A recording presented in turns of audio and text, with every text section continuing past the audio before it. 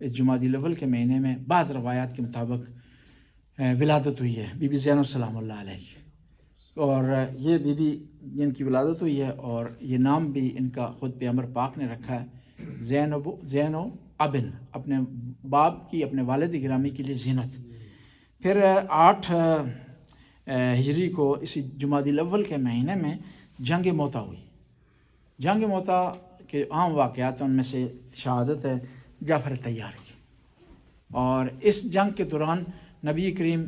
ممبر پر تشریف فرما رہے تھے تو خطبہ دے رہے تھے، تو آپ نے اشارہ فرمایا، کہا کہ میرا بھائی اس وقت شہید ہو گیا ہے موتا کے مقام پر۔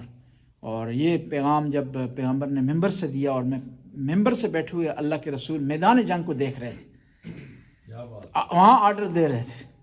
تو وہاں پر جب بیان کیا تو سارے مومنین جو نے رونا شروع کر دیا۔ پھر پیغمبر گرامی نے جعفر طیار کے گھر میں خواتین کو بھیجا تاکہ حضرت جعفر طیار کا غم منایا جائے۔ اور جعفر طیار وہ ہستی ہیں جن پر فخر کیا کرتے تھے امیر المومنین، فرماتے تھے اگر میرے چاچا حمزہ اور میرے بھائی جعفر طیار ہوتے نا تو پیغمبر کے بعد نقشہ مختلف ہوتا، مجھ پر ظلم نہ ہوتا اگر میرے بھائی زندہ ہوتے جعفر طیار۔ جعفر طیار وہ عظیم ہستی ہیں کہ خیبر کے وقت آئے ہیں حبشہ سے ہجرت سے واپسی پر، تو پیغمبر نے فرمایا آج مجھے 2 خوشیاں نصیب ہوئی ہیں، خدا نے مجھے 2 خوشیاں دی ہیں، ایک تو خیبر کی فتح، اور دوسری خوشی مجھے خدا نے دی ہے کہ میرا بھائی جعفر طیار واپس آ گیا۔ یعنی جعفر طیار حبشہ کے لیے ہجرت پر گئے، اور وہاں مہاجرین کے جو سربراہ تھے جعفر طیار تھے، وہ عظیم ہستی تھی جعفر طیار، کیونکہ امام علی 4 بھائی ہیں، جعفر طیار ہیں، امام علی ہیں، طالب ہیں، عقیل۔ جعفر طیار پر ہمیشہ فخر کیا کرتے تھے، اور پیغمبر گرامی بھی ان 2 ہستیوں پر فخر کرتے تھے، امام علی اور جعفر طیار پر۔ جو دوسرے عقیل اور طالب تھے وہ بدر کے بعد مسلمان ہوئے ظاہری طور پر، یعنی عطا وہ بعض روایات بتاتے ہیں کہ جنگ بدر میں قیدی کے عنوان سے آگے تھے، طالب اور عقیل، 3 امپورٹنٹ آدمی قیدی بنے تھے اس جنگ بدر میں، حضرت عباس پیغمبر کے چچا، طالب اور عقیل، یہ 3 افراد، یعنی یہ تھے۔ اس لیے تو امام علی خطبے میں ارشاد فرماتے ہیں صحابہ اکرام کی تعریف کرتے ہو، اے میرے نانا کے صحابیوں، تم پر سجاد کا سلام ہو، تم نے اس وقت میرے نانا کی مدد کی جب کوئی مدد کرنے والا نہیں تھا، تم نے میرے نانا کی خاطر اپنے رشتہ داروں سے جنگ کی۔ یعنی جنگ بدر میں سچویشن تھی، ایک بھائی اس طرف تھا، ایک دوسرا بھائی اس طرف تھا، چاچا اس طرف تھا، بھتیجا اس طرف تھا، لیکن اس کے باوجود بھی وہ اسلام کی خاطر لڑ رہے تھے۔ ایک درس ہے ہمارے لیے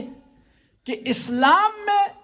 شریعت میں، ولایت میں، امامت میں رشتہ داری کو مد نظر رکھیں نہ رکھیں۔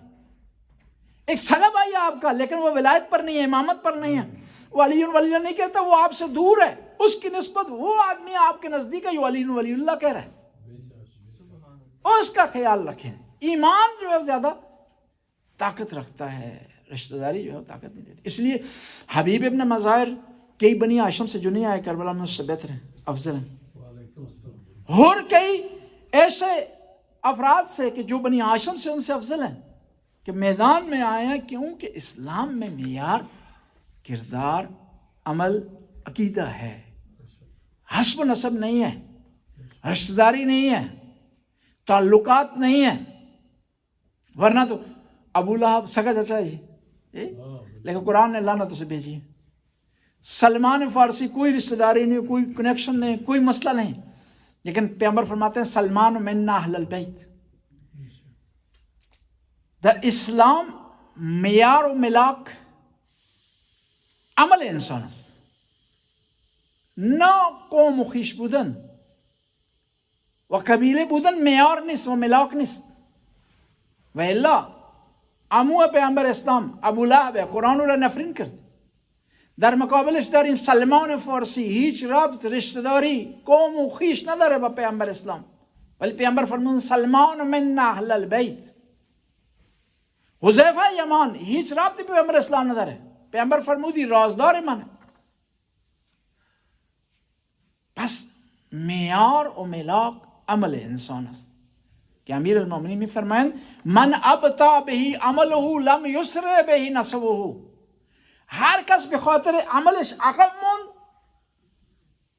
قوم و خویش و رشتهداری kabile uğrannamitone jolo beyare Malik Ashtar hiç रिश्तेदारी न दरे با امام علی ولی امام علی چون فداکار بود فرمود که مالک اشتر برای من مثل من است برای پیامبر اسلام همینطوری که من برای پیامبر اسلام بودم مالک اشتر برای من است این که مقام والا به دست آورده یا محمد بن ابی بکر محمد ابنی من صلب ابی بکر کیا چی شد معیار و ملاک عمل انسان است و هرچی انسان به اهل بیت نزدیک بشه مقام و درجات بالایی به دست میاره जंग मोता के बाद जो वाक़यात हुए पहली हिजरी में उसमें सलमान फ़ारसी का इस्लाम लाना है और इनके इस्लाम लाने की बड़ी प्यारी दास्तान है इंशाअल्लाह कभी फुर्सत हुई तो आपकी खिदमत में पेश करेंगे बिस्मिल्लाहिर्रहमानिर्रहीम अल्हम्दुलिल्लाहि रब्बिल आलमीन अस्सलातु वस्सलामु अला नबीर रहमा सय्यदुल मुरसलीन व अला अली इब्न अबी तालिब सय्यदुल वसी